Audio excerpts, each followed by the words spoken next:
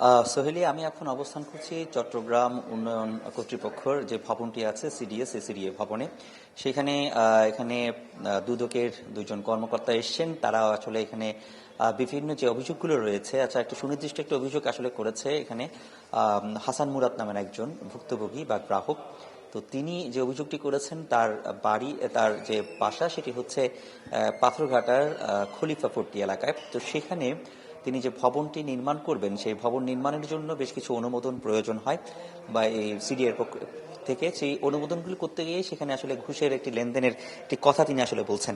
তো এই মুহূর্তে যে ঘটনাটি ঘটছে, এখন যিনি অভিযুক্ত তিনি এখানে আছেন এবং যার বিরুদ্ধে অভিযোগ অর্থাৎ তিনি ATP assistant town planner Kamal Hossain, তার বিরুদ্ধে। তো এই মুহূর্তে তারা এখানে দুজনই দুই পক্ষের সাথে বসছেন এবং একই সাথে এখানে আমরা যেটি দেখছি সিডিএর যারা কর্মকর্তারা আছেন এবং একই সাথে দুদকের কর্মকর্তারা, তারা তাদের সাথে এক ধরনের সেখানে বিষয়গুলো খতিয়ে দেখা হচ্ছে এবং ডকুমেন্টগুলোতে আসলে খতিয়ে দেখা হচ্ছে যে এই অভিযোগটি আসলে সত্যতা কতটুকু আছে সেইটি আসলে একটু যাচাই বাছাই করা হচ্ছে।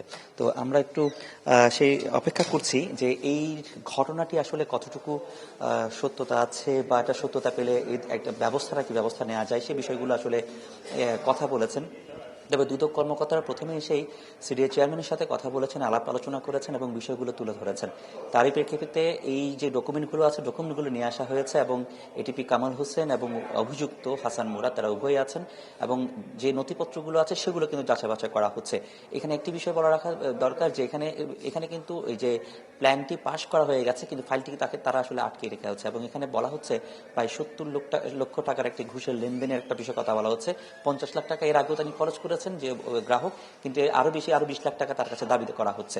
তো এই ছিল এখনকার পরিস্থিতি। পরবর্তীতে যখন তাদের কার্যক্রম শেষ হবে তখন আমরা বিস্তারিত বিষয়গুলো জানতে পারবো। তো এই ছিল এখানকার সবশেষ অবস্থা। সোহেলি। রনি, ধন্যবাদ আপনাকে। দর্শক, চট্টগ্রাম উন্নয়ন কর্তৃপক্ষ কার্যালয়ে চলছে দুদকের অভিযান, সে নিয়ে বিষয়ে বিস্তারিত জানাচ্ছিলেন সহকর্মী রনি দত্ত। নতুন এবং ফিরে আসা গ্রাহকদের জন্য নগদে চলছে ক্যাশব্যাক সহ প্রতিদিন হাজারো উপহার জেতার সুযোগ। হবে আশা আর ফেরা, সারপ্রাইজ সেরা।